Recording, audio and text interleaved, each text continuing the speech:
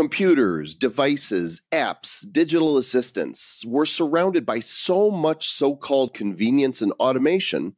So why are so many people struggling with focus, anxiety, creativity, forgetfulness, and procrastination?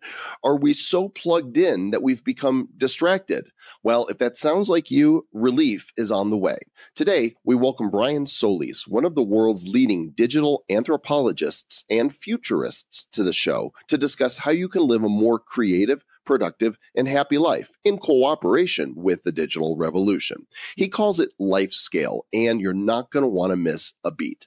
The vice president says NASA had better get an earthling back on the moon within 5 years. Apple Pay announces a credit card. Flying taxis will soon be coming your way. And the results are in from a new gadget that I'm wearing right now, keeping you distracted while you're trying to get undistracted. It's a balance, and we're determined to find it. So whether you're here intentionally or you stumbled in while looking for the latest Joe Rogan Experience episode, we're going to make it worth your while. Take it away, Kimberly.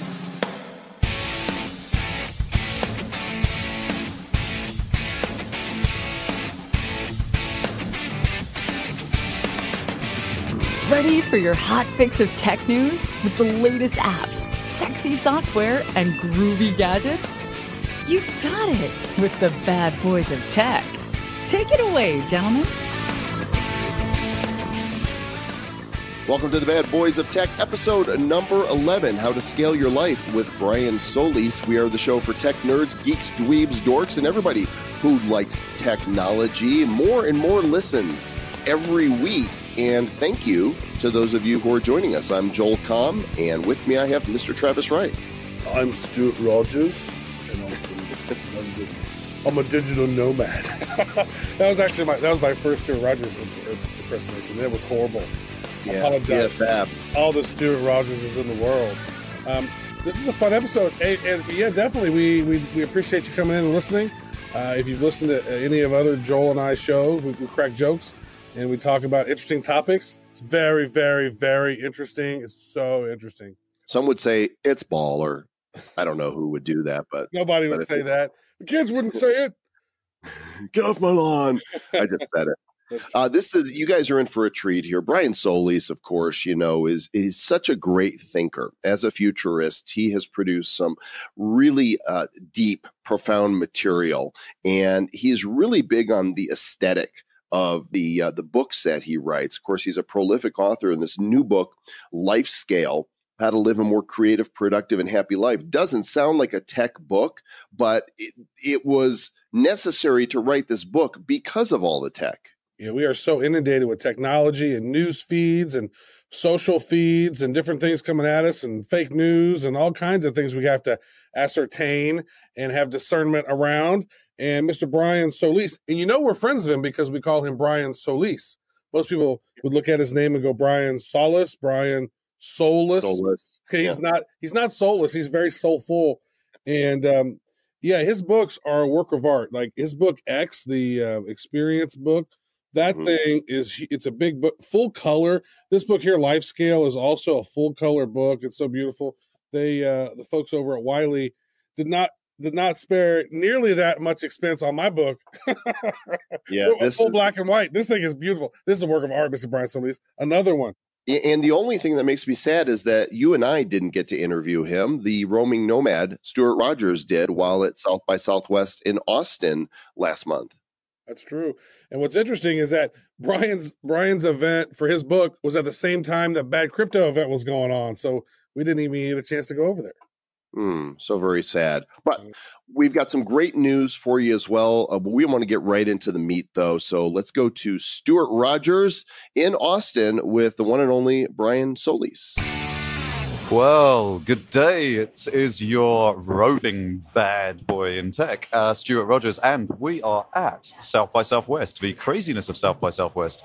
We're walking miles and miles every day across Austin, seeing all of these great activations, as they like to call them. What that really means is all the brands are here. They're all telling everybody what they're doing, why they're doing it. They're showing us the future. Sometimes they're showing us the past and pretending it looks like the future. But we have some really really interesting things happening all over town. And one of the best events I've been to at Austin was with my very good friend, Mr. Brian Solis. And Brian has an incredible new book called Lifescale, and he had a launch party for Lifescale. And it speaks to me. It's something that's very close to my heart. And I'm right here in the middle of everything. You can hear from the noise around us with Brian. Brian, say hello to everybody on the Bad Boys of Tech podcast. Hey, hello everybody. I got to tell you, this is really cool. We're in the lobby of the Hilton, which is across the street from the convention center. We're in the center of everything. There's so much electricity around here, and I'm with one of the best people I know. So I'm really excited. Thank you for being part of this. Thank you. Who's this guy that you know that's one of the best people? Is he around here? Stuart, you're so humble. You're so humble. You know I adore you. Well, look, I mean, Lifescale, super interesting, and it comes from a place that I feel very attached to myself. As you know, I went through a pretty decent trauma and re-engineered my life so that I was living truly my life as opposed to living according to social constructs. And, part of that has left me in a place where I'm able to deal with things in a very effective way. And one of the things I've seen in tech industry is that we've got a bit of an epidemic at the minute of people who are not able to cope with the rigors of life in tech. Founders are unfortunately, walking down the self-destructive route way too often. Founders of companies are actually way more susceptible to things like suicidal thoughts, to substance abuse. They're 10 times more likely to have bipolar disorder than an average citizen. And, we have an issue. We have a problem. And tech is at the heart of that problem. But there's, we can't just completely detox. There has to be a nice balance. We've got to live with technology and not let it rule us. Why don't you tell everybody a little bit about what Lifescale is and how you came about it?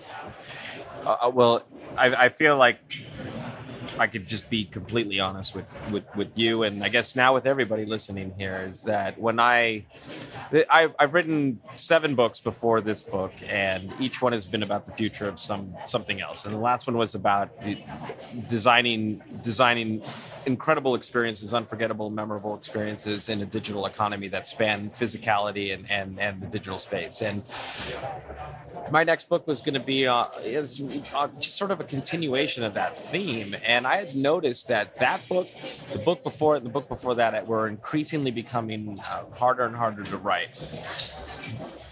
I also had, and just to be even more honest, I wanted to speak more and also earn more per event than running around all over the world just because I needed to just try to invest in myself a little bit. I have a family, and I want to be sort of better on all those fronts. And so the idea was to write a bigger idea book. Mm-hmm. And to do that, I needed to go through a proposal exercise so that I can fine-tune what that really means. I never got past the proposal stage. The proposal stage challenged my creativity and my focus and my flow in ways that I had taken for granted in the previous processes for developing books. So I was getting edits. If people want to know specifically, I was getting edits like, what does this mean? This is as clear as it could be. This isn't how we talked on the phone. It's not reflected in what you wrote. And after 6 months of just going back and forth, I fell out of love with it. I was disheartened. And I also felt something was wrong. My natural instinct was to say I had a writer's block and, maybe too stressed, too busy, because I still have research reports I have to write as well. But the truth is that I decided to just open my heart and open my soul. And I'm lucky to have friends like you who, when we get together, we have these incredibly philosophical and emotional conversations. And so I turned the light on myself, and I just looked at everything from tech, because I had followed the work of Tristan Harris and how tech was designed to manipulate you. So I decided to open those books and figure out how I was being manipulated. But then I kept going. How does every time you pick up your phone or every time you share something on social media, how does that affect you? It turns out that it affects you quite dramatically. It rewires your brain. It produces all kinds of chemicals in your body. Most of the time people will say dopamine, but there's 6 different events that happen in your body. It introduces muscle memory, so you'll reach for your phone or you'll scroll without actually needing to or wanting to. And then more importantly, it really starts to affect your brain density. It starts to affect your health. It starts to affect your self-esteem and your confidence and your happiness. It introduces things that you might not have needed, like depression and all. I could keep going. The effects are just now starting to come to light because people like Tristan, and also I spent the last year and a half as I was doing this research publishing all I can on exposing this. But also, and I'm sorry it's such a long answer. It's just such an emotional pivot in my life was what I also realized is that I was less creative than I used to be. And that's what happens, right? You're not actually allowing yourself to dive deeper because you're constantly being distracted. When you're distracted, it is really difficult to get back into a moment. And that moment doesn't just have to be about work or a book. It also could be about how you are with your friendships. It could be about how you are in your marriage or your relationships, or how you are as a father or a mother, or as a son or a daughter, or as a teacher or as a student, or as a manager and an employee. So just to close that thought, there are no real solutions when you uncover these things. You Google you Google the answers and you get things like download Calm or Headspace or practice meditation or yoga, which by the way are all great things. And go to Burning Man, which is also can be a spiritual or a very Instagram experience depending on what you want. But there is no real answer to getting past the symptoms. And I still had to write a book. That's the only way I could speak. So I had to write the book that I needed to read, and then I wanted to give it to everybody else. That's awesome, man. I mean, I resonate with a lot of that, as you know. One of the things I talk about when I talk about why founders are having a bigger problem than most people when it comes to these issues is just all these pressure points that are involved, like taking somebody else's money and then, they're expecting you to give 5x, 10x, 15x back. And then you hire a load of people and you're now responsible for their lives and the roofs over their heads and the food on their table. And then, you make yourself a CEO because you had the idea when in fact you don't have the wherewithal to be a CEO. So you're self-describing as a CEO. And all of this is exacerbated by the fact that we live these perfectly edited social media lives. Like, these people are dying on the inside, but on the outside, everything looks beautiful and wonderful, and it's it's perfectly produced so that everybody sees that you're having an amazing time. Like, is being more honest online with everybody about what's actually happening a really great way to deal with some of this, rather than having this beautifully polished, rainbows and unicorn farts life that everybody seems to put on social media? I was about to answer that question as if it was just you and me talking, and I realized, how honest can I be on this? And I guess there has to be that vulnerability in a book like this. And so I'm going to be honest with everybody right now, an open book, if you will. None of that is good for anybody. It's not good for you, and it's not good for the people following you. One, it's because you're essentially creating a false fantasy and trying to pass it off as reality. So you're projecting sort of this aspirational self, or aspirational selfie, I should say. And then you're also creating an unrealistic bar for those who are surrounded by you or those who follow you of how they should live their life. And so when you hashtag live your best life, you're fucking lying to everybody. And you're lying to yourself. And that's actually what's most important. We're living a filtered life. We get to look amazing no matter what we're doing, and we make it look like that. And if we don't make it look like that, we've got filters and AR and all kinds of. We have Facetune, we have whatever we need to look amazing. And I get it, right? And the open book part of this answer is not just about what everybody else is doing; it's what I was doing. no one tells you what it's like to have any taste of micro fame, which is what we're all getting when we get to share something and we get likes and validation and we get followers. This is something that didn't exist before. And so our parents couldn't prepare us for this. In fact, many parents for younger children are actually making it worse by thrusting iPads and mobile phones in their kids' hands at a dinner table or at the supermarket or at the park or when the kids are playing and they're saying, go play on the Ferris wheel or whatever, or the swings, and then they're on their phones, right? So none of this is good, right? So what I had learned was also beyond what we talked about earlier, the devastating effects of living this life and then seeking that feedback and seeking that validation and seeking that support and then getting caught up in trying to grow that community, and then you're trying to feed that community. And then at the same time, you're consuming because you're also, while I'm on the phone, I might as well do all those things too. It gets you caught up in a life cycle that's actually incredibly disruptive and destructive. And that's the part that I had to hit a wall to realize. I had to lose relationships. I had to almost lose relationships. I hit everything that you shouldn't ever have to do to realize that none of this really matters as much as we think it does. So what inspired me was to not only study everything, but to look inward and figure out how I could be a better person in the moment for myself and for the people around me, and to build stronger relationships with those who matter, to look around and breathe in a moment and allow it to just become a mental memory. And then if I want to share it, I'm in a position to share it because I want to share it, because I recognize the value of it. But sometimes I don't. And sometimes I won't. Most of the times I don't. But I wasn't there before. Yeah.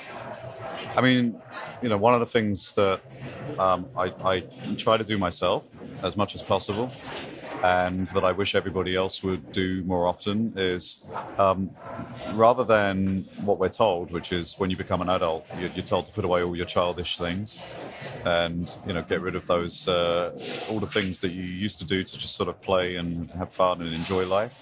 We're told to put those all away because we're adults now. We've got to do adult things. And for me, actually just getting out there and playing and having fun and doing something cool and having an adventure and having an experience and reconnecting with nature, those are all the things that actually lead you to have better, more creative work and better focus and more inspiration. When you're playing, you're subconsciously planning the next slice of work anyway. So there's no warm-up time. You can get straight into it. You can get 100% laser focus on what you're doing. Why do you think that we are told to get rid of the things that we love doing so much, and how toxic is that for adults today? I think before I officially answer that question, I should also acknowledge that as I was writing this book, I thought often of our conversations in London, and you made some big decisions in your life that unlocked a new world for you, a new chapter in your life that was very, if I hadn't said it before, was very, very inspiring, very much inspiring. And I thought of it often as I was writing the book, because you did something that I hadn't done, hadn't even considered doing, because I found every reason why I couldn't do it. But now to answer your question very specifically, as an adult, and some of your audience is probably more creative than I'll ever be, or more gifted than I could ever hope to become. But just simply playing with a crayon, or writing some horrible poetry, or singing in the shower, I don't care what it is.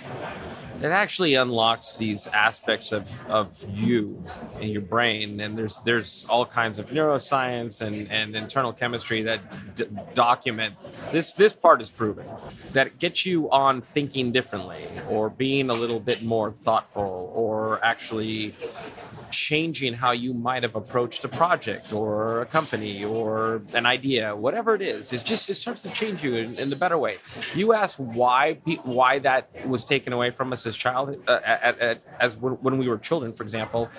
It's because there's no monetization model to drawing with a crayon on a piece of paper per se. I mean, certainly there's some who buck that trend, but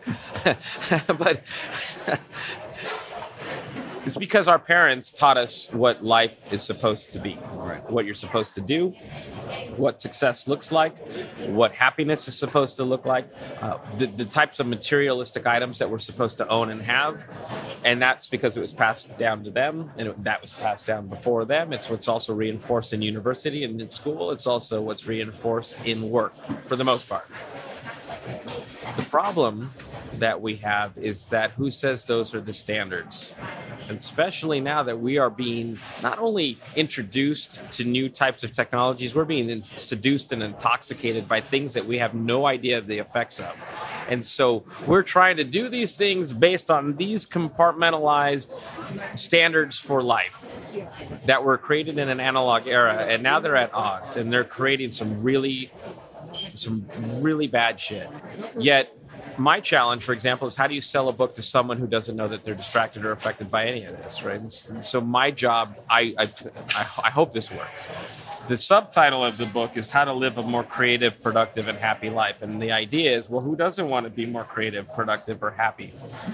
But then when you open the book and you get reversed into all of the things that we're going through and how they're affecting you, and how when you live a filtered life, you're actually not creative. You're actually much more mediocre because you're in a parody like everybody else who's using the same tools and techniques to show this life.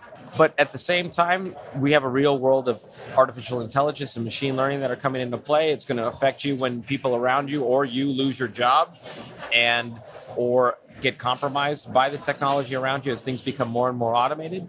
Creativity could never be more important than it is today. Even little c creativity, not big C creativity like Sir Isaac Newton or you name it. Doesn't matter. Any creativity is going to put you in a position to actually stand out, which is ironic because everybody thinks that they're standing out because every day that they post something online, they're told they're the most important person in the world. But you're not, and neither am I. And that's why we need to now truly embrace individuality and originality and live our real best life because we know who we are and who we want to be. Absolutely. Can I say preach? Can I just add that? Amen. That's amazing. Listen, your book is available, I believe, in all good bookstores and some really bad ones as well, right? So, people can get access to your book via Amazon, for example, and I'm sure it's in bookstores. You can go and pick up a physical copy. You remember those, ladies and gentlemen? Actual paper. I have to tell you, I was with Travis and Joel the other day. We recorded an episode live here in Austin. First time all three of us have been physically together. And we were marveling at something, Mr. Solis. We basically picked up a book. It was actually Travis's book. And we picked up your book. And they're both about the same size. And they're both the same shape. And for some reason, your book is twice as heavy as Travis's book. Now, we thought you were being just a little bit extra in your paper choices. Can you explain that for a moment? You almost made me spit out my wine. And by the way, we are enjoying a nice glass of Chardonnay. We're men. We're allowed to have Chardonnay, right? Oh, absolutely. Chardonnay is a very, very, very good invention. I need to go and thank Mr. Chardonnay or Mrs. Chardonnay for bringing it to our lives. They're right around the corner over there. We'll go thank them right after this. So it's funny you say this because you must have been at the South by Southwest bookstore, and the reason why I know that is because his book is literally next to this book, and I took a picture with your book, Travis, in case you're listening. The reason why it's twice the weight is because I always take over the design of the book because it's an exercise in creativity as well. I am not an experienced layout artist in any way, shape, or form, or an artist, but I do practice what I preach, and I wanted to get involved in the artistic expression of the book. I felt that it was as important as the words you were going to read, and because we're going on such an emotional and in some cases difficult journey. It is a difficult journey. I'll be straight. Yeah. I wanted you to feel light and inspired and also creative in the process. And so the book is designed to emulate an artist's sketchbook. And so my publisher, Wiley, is very, very, very supportive. My last several books, my last three specifically, have been highly designed. And this is 4-color, incredible paper to support 4-color. We invented the font that's in the book, which is also very cool. And to support that level of infrastructure, the paper has to be of a particular caliber. So it's a very expensive book to have produced, not for you. We managed to find scale so that you get a normal book price. But that's why it's heavier, because it is a unique experience. It is an artist's journal, and you are the artist. That's awesome, and it does actually include an awful lot of pictures, so it's great for people to watch Fox News, for example. Brian, like last question for you, my friend. You've been walking around the mean streets of Austin the last few days, same as I have. We've seen a lot of cool things. We've seen a lot of things that are pretending to be cool. What has been your favorite thing here at South by Southwest so far? There's two things. One is one that I brought with me, which Austin is riddled with scooters, like the rest of the world, these rental scooters, and quite literally littered with them. I brought my own scooter, BYOS. I found a company that's actually in the Bay Area. It's called Inagi Scooters, and it's foldable, it's light, it's fast, it's comfortable. And I bought that and brought it with me here to South by Southwest. And it has been, I feel like I am here representing the company, because every time I ride by, I'm stopped and people want to look at it, ride it, and learn more about it. So maybe I should ask them for a paycheck. The second one, and I should also ask for a paycheck on this, is that Bose has an activation, or had an activation, on Rainy Street. And Bose has a new pair of sunglasses called Frames. And the Frames have this very interesting speaker that's built into them, so no one else but you can hear it. And the sound is not like what you would expect from a typical Bose speaker. It's loud and full and rich and deep with bass. It's good enough for the application, which is, for example, if you're riding a scooter around Austin and you don't want to get killed, but you still want to listen to music, you wear these sunglasses and you got your music, you can hear everything around you, and it's actually a fantastic experience. And they also have augmented reality built into them, so if you want to get some moments of peace and calm, you can listen to an ocean crash, and as you turn your head, it would be as if you were in the real world, listening to the waves crash and getting that Doppler effect of it coming and crashing and coming and going. And it's really quite special. Those two things have been huge for me. Oh, and then there's 3D printed sushi, by the way. 3D printed sushi. Oh my goodness, we do live in a truly amazing world. I tried the Bose frames as well, and I actually thought they were remarkably good. And they have microphones built into them, so you can have conversations with people on your smartphone and all of that good stuff.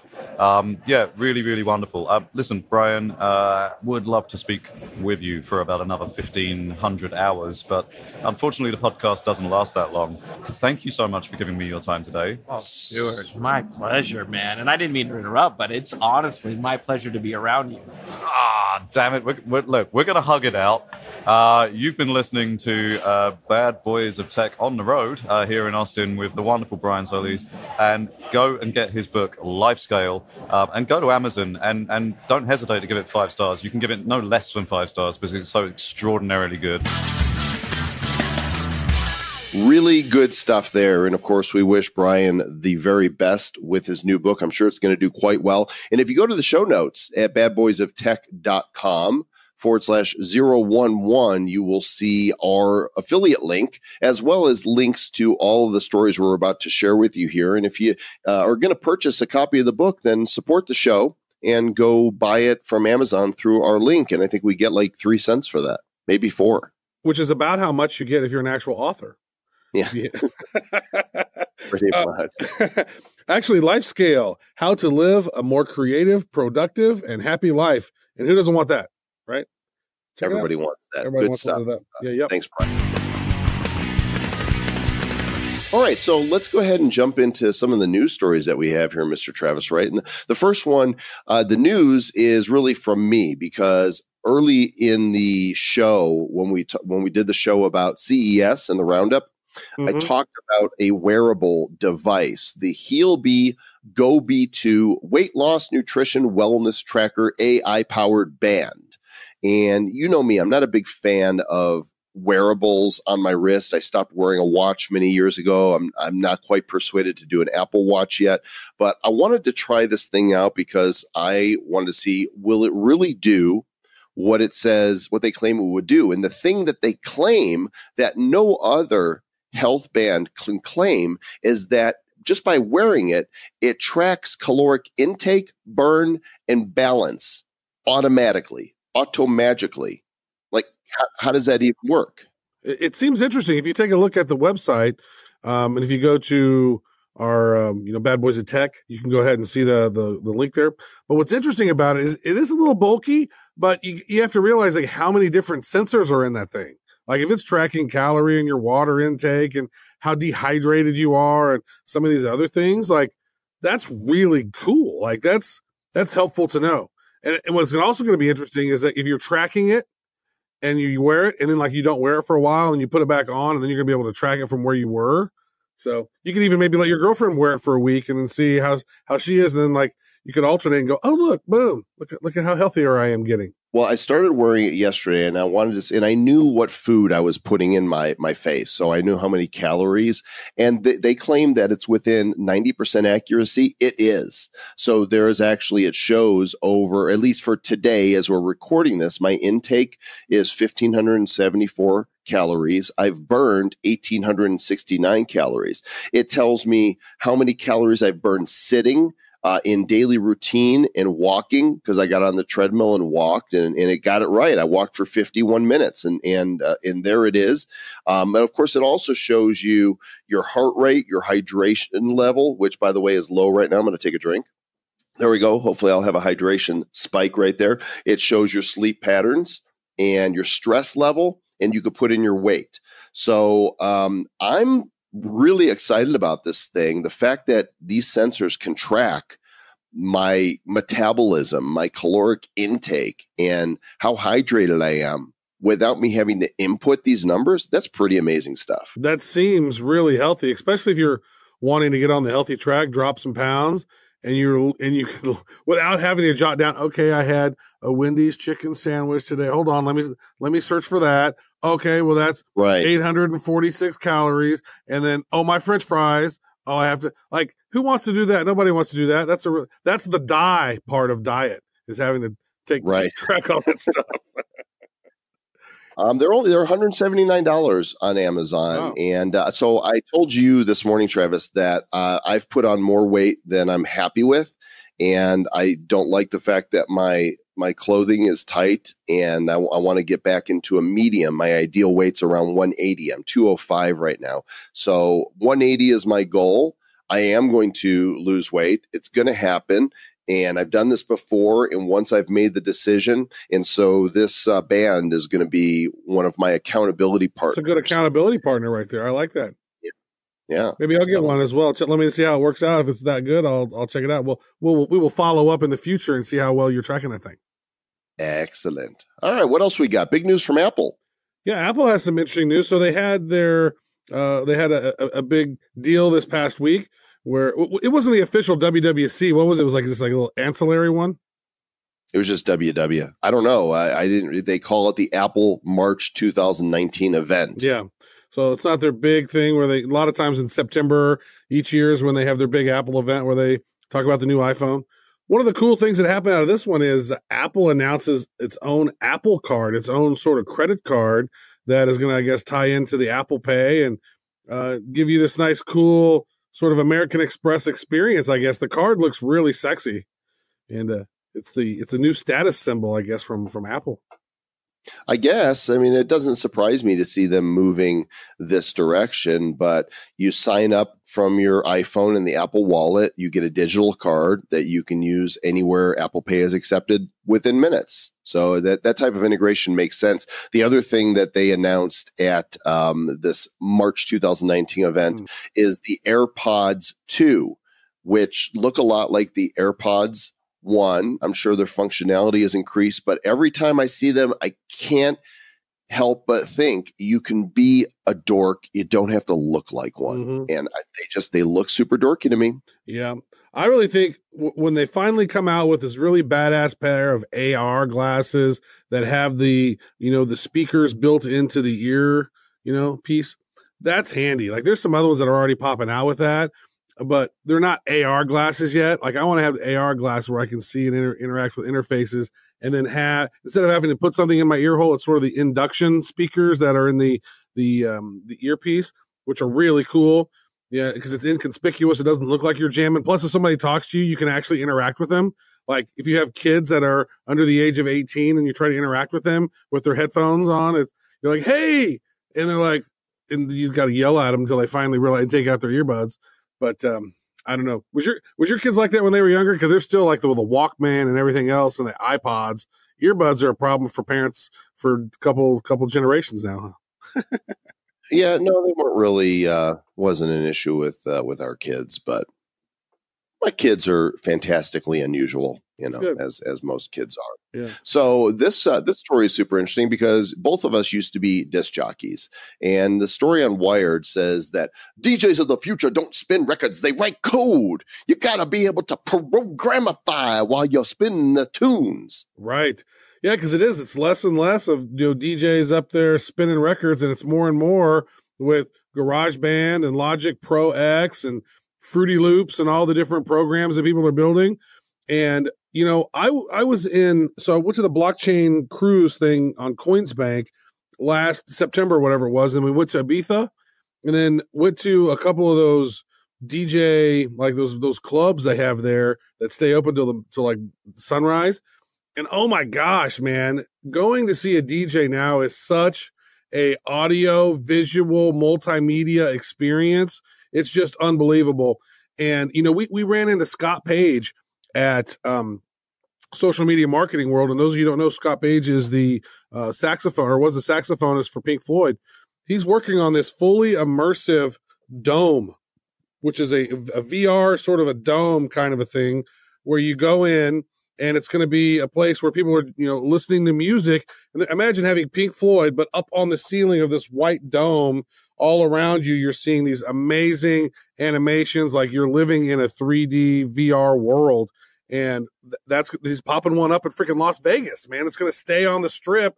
You're going to be able to go see Pink Floyd in this huge dome. Like music now, and music creators are going to have these amazing venues to tap into. Not only the laser shows and the lights and the video screens, and it's a full media experience. If you're a DJ in the future, you've got to stack some skills up. You got to have graphic skills, music skills, light show skills. Like, it's unreal. Yeah, this company is called Think EXP, which is Think Experience. They actually have it going in Los Angeles right now. We got a link to the story in the show notes. So Scott has played with not only Pink Floyd, but Supertramp, Toto, and so many more. And the dude's so cool. He's just a good guy. But what's really interesting is I didn't know that I knew him, but I actually know him from a CD-ROM that he was part of more than 20 years ago. I want to say 25 years ago. He was with a company called Seventh Level, and they produced a children's multimedia experience on CD called Toonland. It's an educational title, and it was the first interactive musical cartoon. They sold 11 million copies of it. Well, back in the day, I used to review children's software, and my kids played with Toonland. I'm like, that was you? That was you? Dude, so cool. And so he's still pioneering in the tech space, and I can't wait to get out to LA, or if they build one in Vegas, to experience this. Very cool. We should get him on the show and talk about his favorite tech. That would be fun. I think we should. And we've had so many people. We said we need to get them on the show. We need to be making a list because, we're only doing one show a week, and we can book out here for, for quite some time. Make a list, By pick the a way, device. Yeah. when we are talking about the music of, yesterday, I watched a documentary with my daughter just this last week about the making of A Night at the Opera, which is Queen's legendary epic album from, I want to say 1976, that had Bohemian Rhapsody on it. But the whole thing is a masterpiece. And she has, she saw Bohemian Rhapsody. And as a result of that, she's like, Dad, I love Queen. She's listening to like the entire, discography of Queen. And I said, music today is largely crap. It just is. And I found this story on vivacine.com, top 10 reasons why today's pop music sucks. It's a really controversial article, but without going too much in depth, today's pop music is so manufactured, so corporate, so same.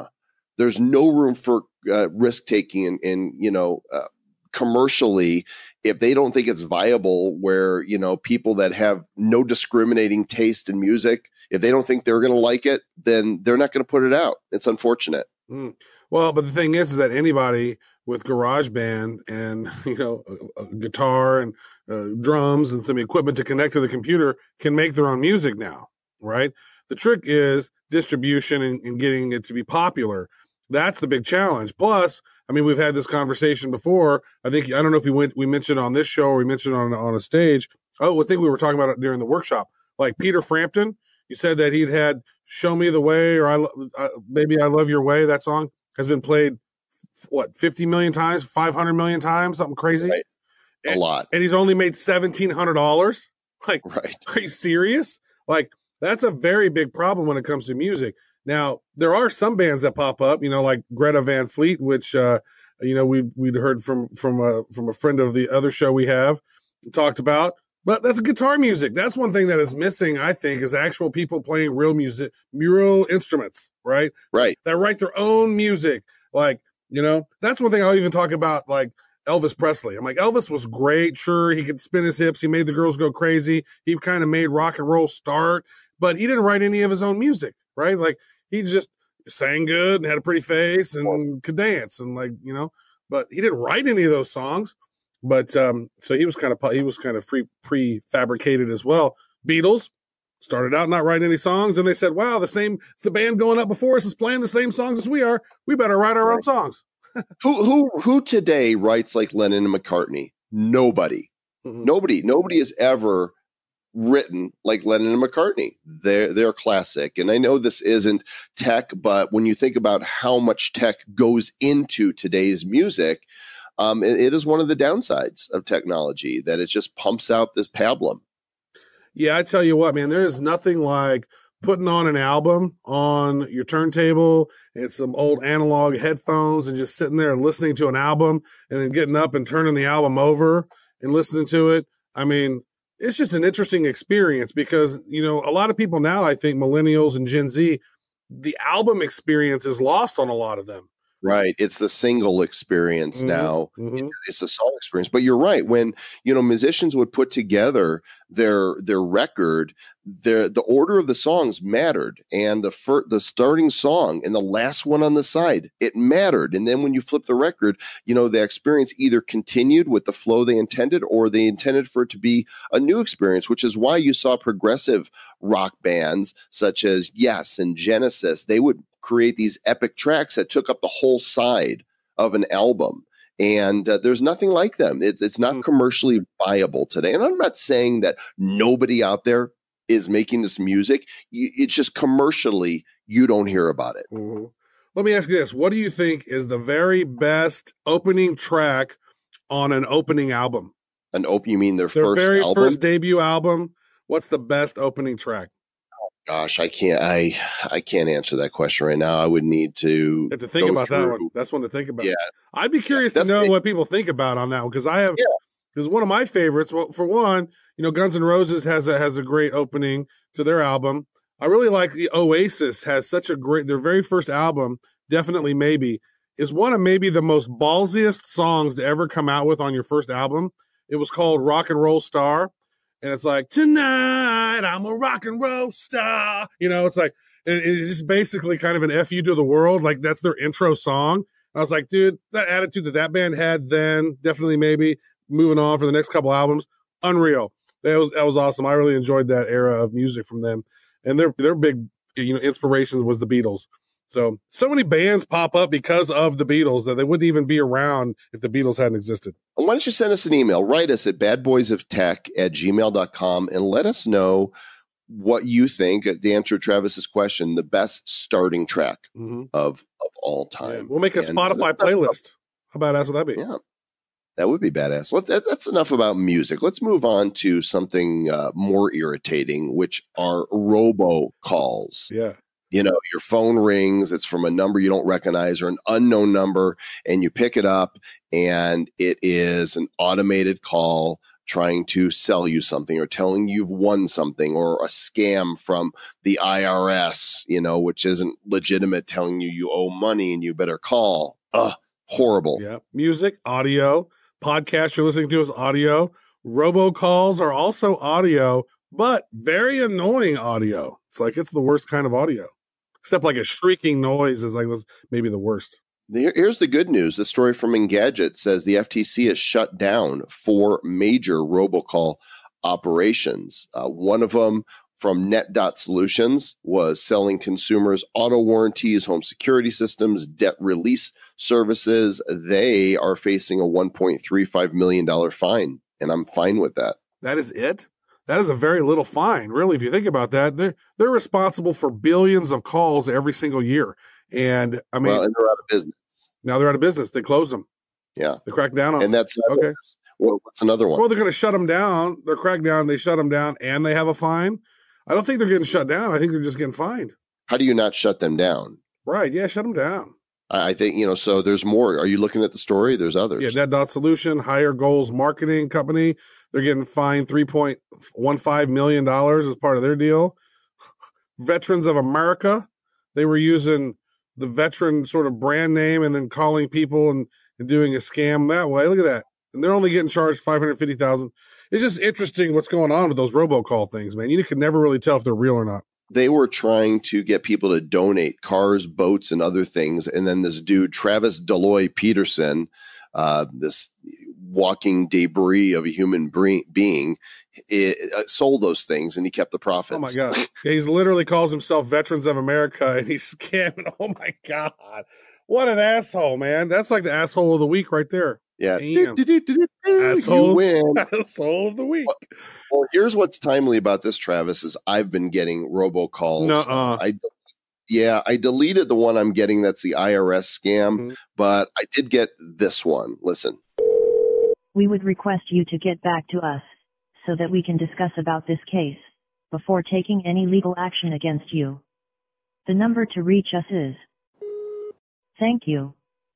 So my goal this week, Mr. Travis Wright, is to call them and to record the call and to, if it's entertaining, to play it back for you guys on the next episode.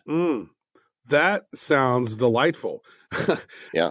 We need to figure out, hopefully that we can record that. That would be great. And then I got some to call me. I should call them too. We could maybe have that. If it's funny, we could have a recurring bit where we call the robocallers. So there's actually an app for this, by the way, called Tape a Call. I own Tape a Call Pro, and you have to make sure that the state you're in is a one-party consent state and not a two-party. You can Google that and look it up to see, because if it's a one-party consent state, your consent is all that is needed, to my understanding, in order to record that call. If it's a two-party state, then not so much. But, I think if you're calling a scammer, like, what are they going to do? I'm not a lawyer. Don't take this as legal advice. I'm just saying that is the law, and you should look it up and know before you record a call. But the Tape a Call Pro does do that. There's another one also called Record Call that I have on my my iPhone, so I need to check it out and see which one is I'm better. nervous for calling Mr. Joe Com now. If you call Mr. Joe Com up on the phone, he'll be all like, I'm going to put this on my podcast. I'm just glad that the FTC is cracking down on this nonsense. That is true. I mean, seriously, no, this robocalls, I don't know, because I've had my phone number since the 90s, I think. And so I probably should get a new one. But then if I get a new phone number, somebody else has probably had that phone number. So that number's on some list anyway. But that's the thing, is that I hardly ever check my voicemail now, just because I'm like, these robocalls just drive me crazy. I'm like, oh, another freaking robocall, and they're going to leave a voicemail, and like, So I notice I don't check voicemail that much, but I do happen to like voice messages within like Messenger app or iMessage. Those are cool. I don't mind those. So, Mr. Travis Wright, it appears the space race is back again. It's been a long time since NASA has put Americans on the moon. That is true. And Vice President Mike Pence has given NASA an ultimatum, Mr. Joel Comm. He says, you have 5 years to put Americans back on the moon, or else. Yeah. Or else what? Or else what? Yeah. I mean, I'm really concerned about that, or else. Like, what does that mean? So they're saying that it should cost $135 billion to put a man on the moon again. Wow. That's what it says. The article here on Gizmodo, it's important to note that returning to the moon will be expensive, about $135 billion. Congress appropriated NASA $21.5 billion, more than the $19.9 billion asked in 2019. They are offering $300 million in funding for developing a lunar lander, but how do they fund this thing if maybe the president's going to change up, how NASA operates? I don't know. I mean, is NASA like part of Space Force now? Is that how that works? Space Force. Well, I don't know. Did you listen to the Joe Rogan, Alex Jones podcast that they did, the last one, where he's talking about how NASA is actually, according to Alex Jones, NASA is the real government, apparently. So I don't know how that works, but that was interesting. It's an interesting story. I don't know. One of these days, Alex is going to get on the show. What was funny was there's another story. I don't think we put it in, but apparently there's a global. I don't know if you know this, Joel Comm. There's a frog epidemic worldwide. The globalists out there are trying to kill all the frogs. No, but it's sad. There's a frogs that are dying all over the world. But I read that and I immediately started laughing because I thought of Alex Jones saying it. That's how bad. Oh. That's how bad my empathy meter is messed up right now. Well, let's have a moment of silence for the frogs. And in our final story for this episode, the Jetsons are here, I guess. His boy Elroy. Yeah. So flying taxi company Blade is now working with Silicon Valley CEOs to help them bypass traffic. Flying from building Wasn't to that building. a Wesley Snipes movie, Blade? Blade. And then there was Blade Runner and there was Blade. Blade is backed by Airbus. That's interesting. And so their headquarters is in New York City. And so with Airbus, what they do is they offer $800 flights over to the Hamptons and back, which is nice. Huh. So rich people there in New York go out to their getaways. Uber has been developing these car type of things, and they think over the next 5 years in some of those really busy cities with tall buildings, that's what'll happen. You'll see the little Uber car, the little airport thing. I bet it'll be like little flying drones that carry people over to different other buildings, and sort of instead of a subway system, it'll be like go from building to building. How about that the Green New Deal thing though, where they want to eliminate planes, and it was that the senator from Hawaii asking, well, how am I going to get back and forth to the mainland? And they said, well, we're working on some sort of train system. And she was like, okay. Right. It's going to be like at the bank where you put your money in the thing and it goes, it gets sucked up, little vacuum thing, but it's going to be under the ocean and it's going to be a Hyperloop thing. I'm just going to say that we don't have the sharpest people in Washington, D.C. Well, it's like the thing is that I really wish the people who were in Washington, D.C. wore, uniforms like NASCAR drivers, because we would know whose hands are in their pockets, right? So at least you'd know, because then you see decisions are made based on the influences that we don't see. It's those hidden puppet strings, Mr. Joe Comm. That money is a powerful thing. Indeed it is. Well, hey, we hope everybody's enjoyed this episode. We'd love to hear from you. badboysoftech@gmail.com is the website, is the email, and of course the site, badboysoftech.com, where you can see this episode, all the episodes, and check out the show notes with links to all the things that we referenced here. And if you don't mind, take a moment to go review us. Make sure you're subscribed and review, because that is what the iTunes algorithm and Spotify and all those they look at. They want to know who's subscribing to shows and where you can rate and review. It's really important. So just that one person, and I'm talking to you, if you haven't reviewed us yet, please take a moment and go do it. It really makes a huge difference. That is so true. We really appreciate it. Thank you guys for listening. Bad boys, what you gonna do? What you gonna do when they come for you? Mr. Joe Cobb.